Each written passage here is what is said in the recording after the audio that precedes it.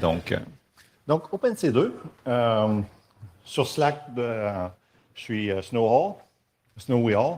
C'est le surnom que mes collègues américains m'ont donné. Je suis dans le USA Threat Team chez Trend Micro. Je suis chercheur, mais je vis à Montréal. Il n'y a pas de... C'est North America, mais le nom du team, c'est USA. OK? Donc, en résumé, c'est quoi OpenC2? C'est un framework, un standard qu'on fait sous Oasis. Donc, moi, je représente Trend chez Oasis.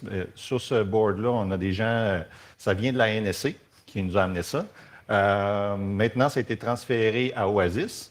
Il y a des gens de Symantec, des gens de McAfee, et ainsi de suite. Vous allez voir un petit site, une petite démo pour générer des messages JSON qui est fait par un de mes collègues de Symantec, vraiment super bon. Le gars et son site sont vraiment géniaux. Des fois, on collabore ensemble. Il y a plein de gens qui me disent « Ah, c'est bizarre que vous collaborez avec les gens de Symantec ou de McAfee. » Les chercheurs, oui, on collabore.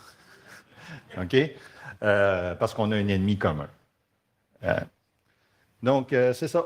Il y a plein de standards que chacun des vendeurs va créer. McAfee ont OpenDXL, Trend Micro, ils ont CTD, puis les autres, ils ont leur propre API. Fait que quand tu veux bloquer une IP ou tu veux bloquer un URL d'un command and control que tu viens de trouver, tu es obligé de te loguer dans 18 consoles pour pouvoir faire ça. Ou si tu as bien du budget, tu t'as acheté un SOAR, qui est un Security Orchestration and Automation and Response, okay, comme CyberSponse ou Swimlane ou d'autres, Modisto.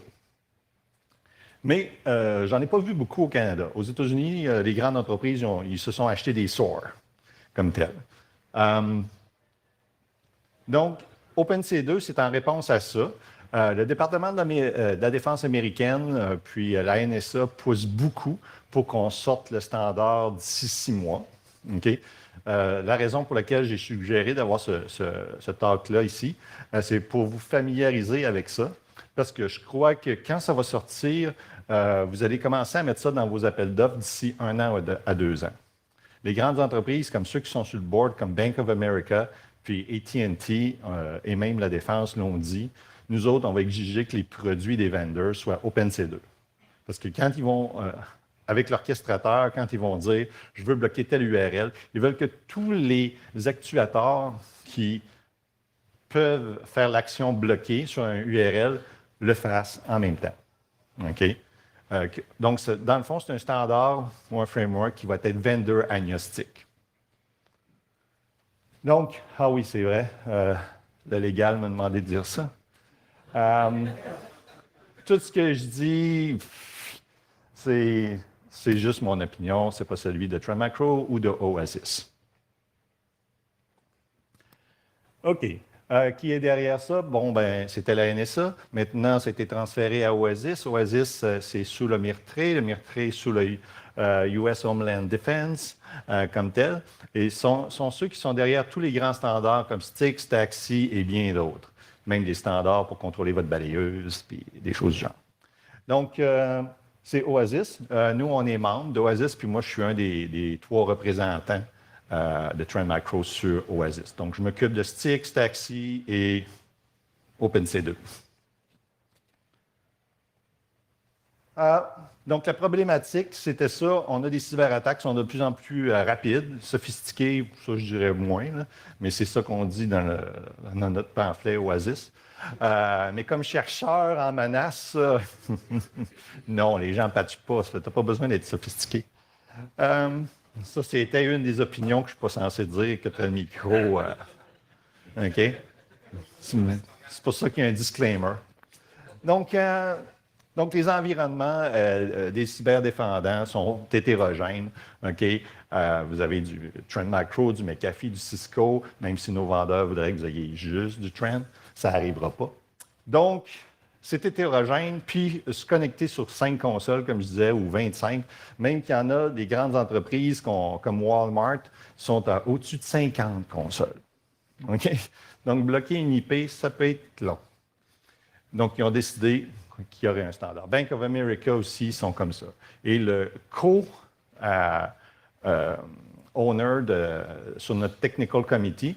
Il y a le monsieur Brûlé, Joe Brûlé de la NSA, puis il y a Sunil, qui est le Chief Scientist de la Bank of America.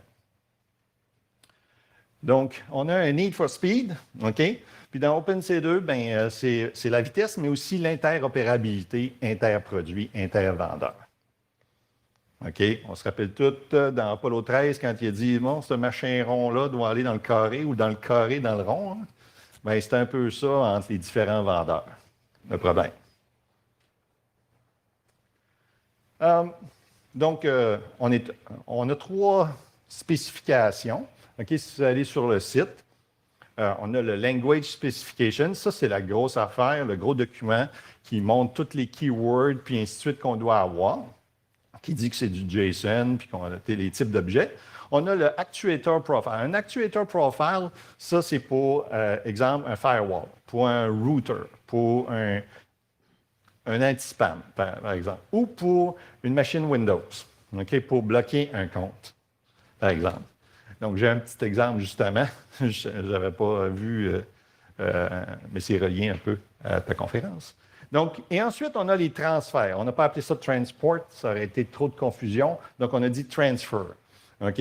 Et transfer, c'est OpenC2 over HTTP. Ça, c'est le premier qu'on a lancé le 4 octobre. OK? On a aussi OpenC2 over CoAP. Ça nous a été présenté par une chercheuse de l'Université George Washington. CoAP, c'est un protocole principalement de IoT. Ensuite de ça, on va faire en deuxième, chez nous, on va faire le MQTT, qui est bien populaire. Puis le gars de McAfee, lui, il va faire le OpenDXL, qui est un MQTT, mais avec un wrapper McAfee par-dessus.